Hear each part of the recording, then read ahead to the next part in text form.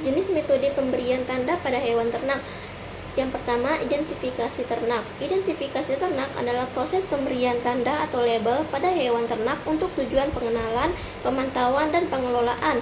Metode ini penting dalam industri peternakan untuk melacak kesehatan, produktivitas, asal-usul, dan pergerakan hewan. Selanjutnya ada metode identifikasi ternak. Yang pertama, identifikasi permanen. Dalam identifikasi permanen meliputi ear tag, ear noting, tato telinga, dan branding. Yang kedua, identifikasi temporer.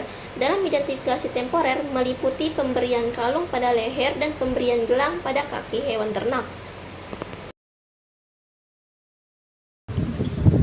Pertama, pemberian tanda AirTag. Pemberian tanda AirTag adalah metode identifikasi yang umum digunakan pada hewan, terutama ternak. AirTag adalah label kecil yang terbuat dari plastik atau logam yang dipasang pada telinga hewan. Label ini biasanya berisi nomor unik yang memungkinkan pemilik untuk mengidentifikasi hewan tersebut dengan mudah. AirTag dipasang pada telinga hewan yang menggunakan alat khusus yang disebut tang AirTag. Kelebihan AirTag adalah A. Identifikasi yang mudah, B. Berisi informasi tambahan, dan C. Harganya yang relatif murah. Dan kekurangannya yaitu rasa sakit pada ternak, kemungkinan infeksi, dan keterbatasan informasi. Oke, baik, langsung saja penjelasan mengenai pemberian tato pada ternak sebagai metode untuk identifikasi ternak. Nah, tato telinga itu merupakan metode identifikasi ternak yang dengan dimana itu memberikan tanda permanen dengan cara memberikan alat tato khusus. Nah, tanda ini tuh biasanya berupa kode atau nomor yang unik untuk setiap peternaknya, sehingga mudah untuk diidentifikasi. Nah, adapun kekurangan dan kelebihannya dari pemberian tato pada ternak ini. Nah, kelebihannya itu yang pertama itu tidak mudah hilang atau rusak, akan tahan lama terhadap cuaca dan kondisi lingkungan. Nah, uniknya itu setiap ternak yang memiliki kode dengan tato telinga itu memiliki nomor seri yang berbeda, sehingga mengurangi resiko untuk kesalahan dalam mengidentifikasi ataupun tertukar nantinya. Dan efisiensinya dari tato ternak ini adalah yang pertama untuk memudah proses pelacakan pada hewan ternak tersebut dan pencatatan data pada ternak. Kemudian adapun kekurangannya dari tato ternak itu sendiri yaitu proses pemberian tato ini cukup menyakitkan sehingga membutuhkan atau memerlukan metode yang khusus agar ternak tidak merasakan kesakitan.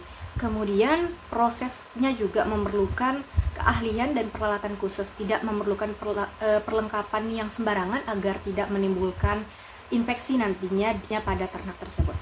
Kemudian terkadang sulit untuk terbaca ataupun terlacak dari jarak jauh, terutama jika warna atau pemberian tandanya itu tidak mendukung.